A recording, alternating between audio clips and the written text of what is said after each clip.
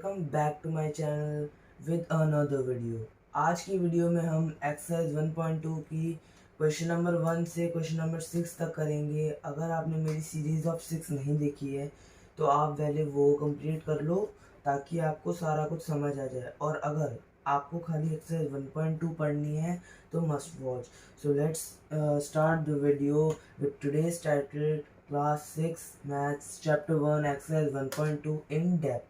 और स्टूडेंट्स मैं आपको इस एक्सरसाइज के important questions for exam point of view से बताऊंगा और बोनस टॉक्स भी करूंगा। Without wasting any more time getting move to direct page on page 16।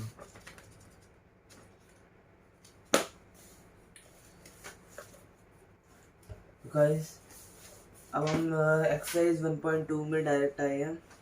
हमने पहले का सारा कुछ कंप्लीट कर रखा है। एक्सरसाइज 1.2 के क्वेश्चन नंबर 1 की बात करें। अ बुक एग्जीबिशन, एक बुक एग्जीबिशन है जो कि हुआ था, was held for 4 days in a school, जो कि हुआ था 4 दिन के लिए स्कूल में।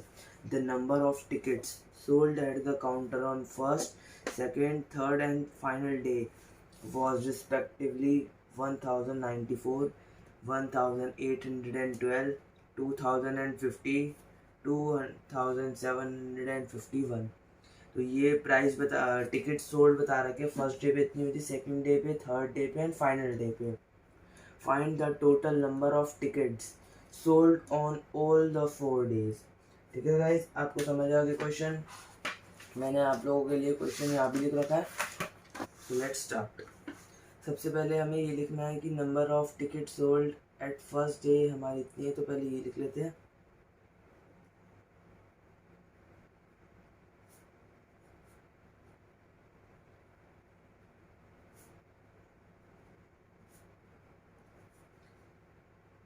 फर्स्ट डे, ये हमने फर्स्ट डे का लिख दिया। Number of ticket first day पे कितनी सोल्ड हुई थी हमारी, वो थी 1094।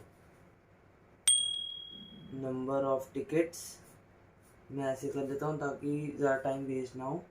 सेकेंड डे जो कि थी 1812। अब number of tickets sold on third day, third day पे थी 2050। And last but not least number of tickets sold on fourth day, जो कि थी 2751। अब हम इसका टोटल करेंगे तो होगा 7 0 carry, okay, 7707। So therefore 7707 tickets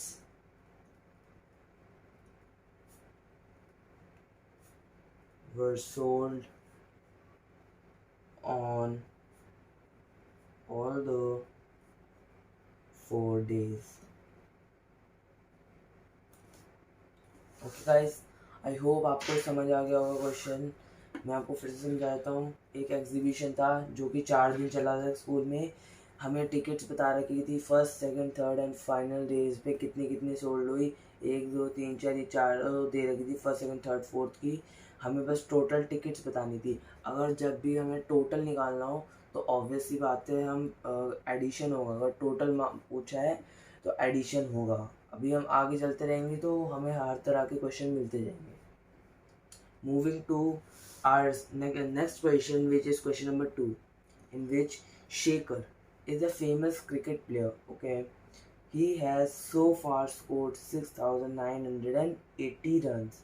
Shekhar एक फेमस क्रिकेट प्लेयर है, जैसे कि आपका भी कोई होगा विराट, धोनी, ऐसे इसमें दे रखा Shekhar is a famous cricket player.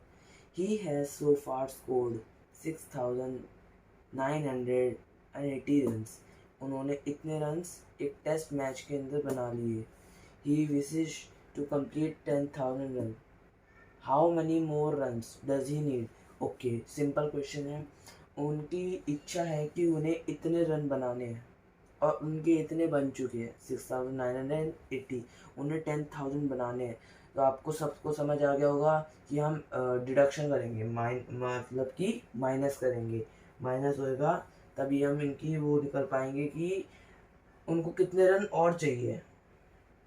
Okay guys, so here we begin. हम पहले लिखेंगे रन्स टू अचीव, उन्हें रन्स कितने अचीव करने हैं। रन्स टू अचीव, रन्स उन्हें मतलब कितने अचीव करने हैं, तो जो कि है 10,000। और उन्होंने रन्स कितने स्कोर कर लिए, तो हम वो लिखेंगे रन्स स्कोर्ड, कि उन्होंने इतने रन स्कोर कर लिए, विच इज 6,980। यहाँ पे प्लस हुआ था, यहाँ पे माइनस।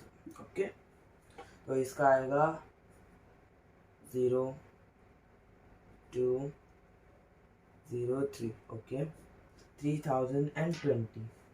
अब हम इनकी स्टेटमेंट लिख देते हैं। Therefore, the runs needs 320 more runs to fulfill his wish। Means कि उनको 3,020 रन्स और ज़्यादा चाहिए ताकि उनकी जो इच्छा है वो पूरी हो जाए। गाइस, हमने ये दोनों क्वेश्चंस पूरे कर लिए। हमारी एक्सरसाइज 1.2 के 2 क्वेश्चंस कंप्लीट हो गए हैं। नेक्स्ट क्वेश्चन पे मूव ऑन कर लेते हैं। अब हम क्वेश्चन नंबर 3। हमने नेक्स्ट 2 क्वेश्चंस और लिख लिए, 3 और 4 हमने लिख लिया। अब तो क्वेश्चन नंबर 3 पे सीधा आते हैं। In an election, the successful candidates registered 5,77,500 votes and his nearest rival scored 3,48,700 votes. By what margin did the successful candidate win the election? Okay, एक इलेक्शन था जिसमें सक्सेसफुल कैंडिडेट्स ने इतने रजिस्टर वोट्स करे, 5,77,500 वोट्स करे। Let suppose ये BJP है, आपको पता सबको बीजेपी ऑब्वियसली हर जगह जीती है, तो हम इसको बीजेपी का टैग देते हैं। लेट सपोज एक इलेक्शन में बीजेपी जीत रही है और उसके जो क्लोजेस्ट राइवल है, मतलब कि जो बहुत पास में जिन्होंने स्कोर किया है, वो है 3,48,000। लेट सपोज इन्हें कांग्रेस कर देते हैं, ये कांग्रेस है। बीजेपी ने इतने वोट बनाए हैं और उनके जो पास में थे सबसे ज़्यादा वो थे Congress. By what margin did the successful candidate win the election, मतलब कितना और मार्जिन लगेगा, मतलब कांग्रेस को कितने और चाहिए ताकि वो बीजेपी को हरा सके। तो बेसिकली गाइस, मैं आपको यहाँ पे एक चीज़ बताना चाहूँगा। पहले हम इसमें डिडक्शन करेंगे, डिडक्शन के बाद हमें बस सिंपली ये पता चल जाएगा कि हमें इतने मोर रन्स हमें चाहिए, तो आप अपने हिसाब से इसमें आखिरी में देयरफॉर वाली लाइन बना सकते हो। और मैं आपको एक चीज़ और ऐड ऑन करना चाहूँगा। पहले हम क्वेश्चन कर लेते हैं, फिर मैं उसके बाद में इस क्वेश्चन को कंप्लीट करने के बाद एक बात बताऊँगा। पहले हम कर लेते हैं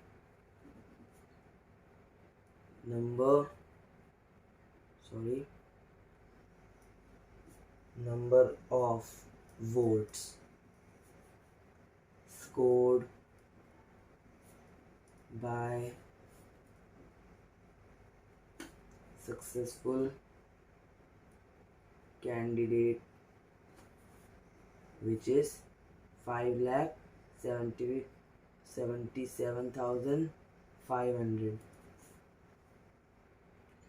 ओके, हम दूसरी स्टेटमेंट लिखते हैं। Number of votes scored by his nearest rival। हम नियरेस्ट राइवल का बताते कितना था, which is 3,48,700। अब हम इन दोनों स्टेटमेंट्स का डिडक्शन करेंगे। यहाँ था 5,77,500, मैंने लिख दिया स्टूडेंट्स डायरेक्ट, कंफ्यूज मत होना। अब हम इसका डिडक्शन करेंगे तो क्या आता है, 0 0 8 8 2 2। ओके, तो इसका आया आंसर 2,28,800। तो गाइज मैं आपको यहाँ पे एक ऐड ऑन करना चाहूँगा। हम अभी जितने क्वेश्चंस कर रहे हैं वो मैक्सिमम इंडियन सिस्टम पे बेस्ड होंगे। तो अगर आपने मेरी इंडियन सिस्टम और इंटरनेशनल सिस्टम वाली वीडियो नहीं देखी तो वो जाके इस वीडियो के बाद वो देख लेना, ताकि आप ये कॉमर्स लगाना ना भूलें। और मैक्सिमम स्कूल्स में ये होता है, अगर आपने कॉमा में मिस्टेक करी है तो आपके कंफर्म 1 नंबर कैंसिल हो जाते हैं, पूरे के पूरे 1 नंबर कट जाते हैं अगर आपने प्रॉपरली कॉमर्स को पुट नहीं करा, प्रॉपरली कॉमर्स को अरेंज नहीं किया। ठीक है स्टूडेंट्स, हम आगे बढ़ते हैं। देयरफॉर अब बहुत बच्चे ये पूछेंगे मैं हर क्वेश्चन में देयरफॉर क्यों लगा रहा हूँ। गाइस मेरे को पता है आपने यही अपने दिमाग में पूछा होगा। मैं देयरफॉर इसलिए लगा रहा हूँ क्योंकि जब भी हम ऐसे क्वेश्चंस करते हैं वर्ड प्रॉब्लम्स वाले में, तो इसमें एक एल्गोरिदम फॉलो होता है। एल्गोरिदम फॉलो ये होता है कि जो हमारी क्वेश्चन होता है हमें उसी से रिलेटेड हमें स्टेटमेंट बनानी होती है। स्टेटमेंट बना के जब हम सॉल्यूशन निकालते हैं तो हमें उसी सॉल्यूशन को वेरीफाई करवाना पड़ता है, जिसे हम एल्गोरिदम की फॉर्म में देयरफॉर के नाम से प्रूफ लिखते हैं। देयरफॉर हम ज़्यादातर हर क्वेश्चन में ही यूज़ करते हैं और यूज़ करते ही रहेंगे आगे भी, क्योंकि यही अभी तक का सबसे ज़्यादा लीनियंट और सबसे ज़्यादा वेरीफाइड मेथड है देयरफॉर लाइन का स्टेटमेंट, जो आंसर को प्रूव कर देता है। अगर आप ये लाइन नहीं लिखोगे तो आपके 1 नंबर और कट जाएंगे अगर आपने ये देयरफॉर वाली लाइन नहीं लिखी तो।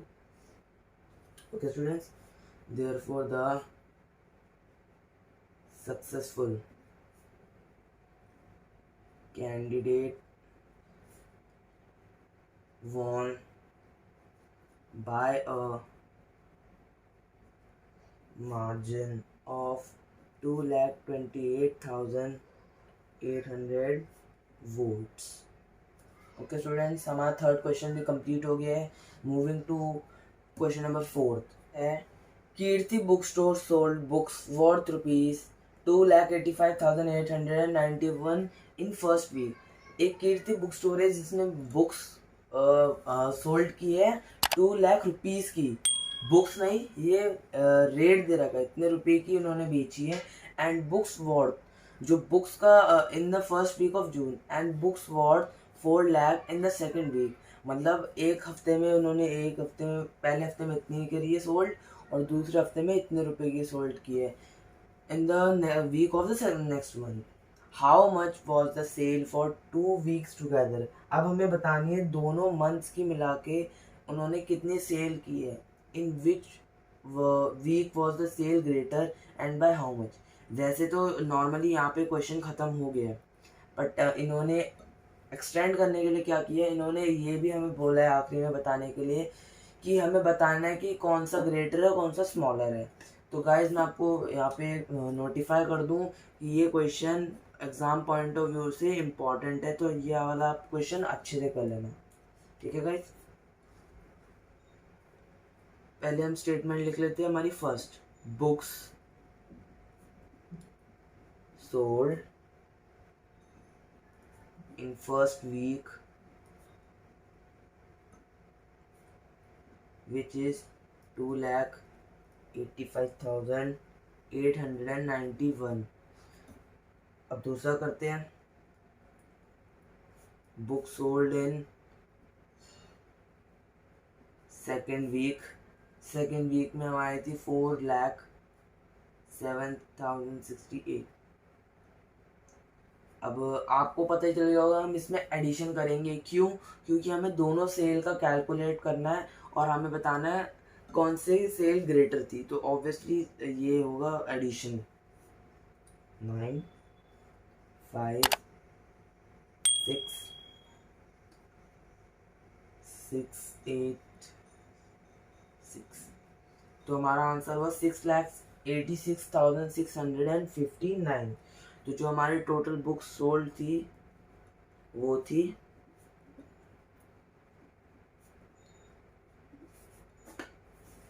6,86,659।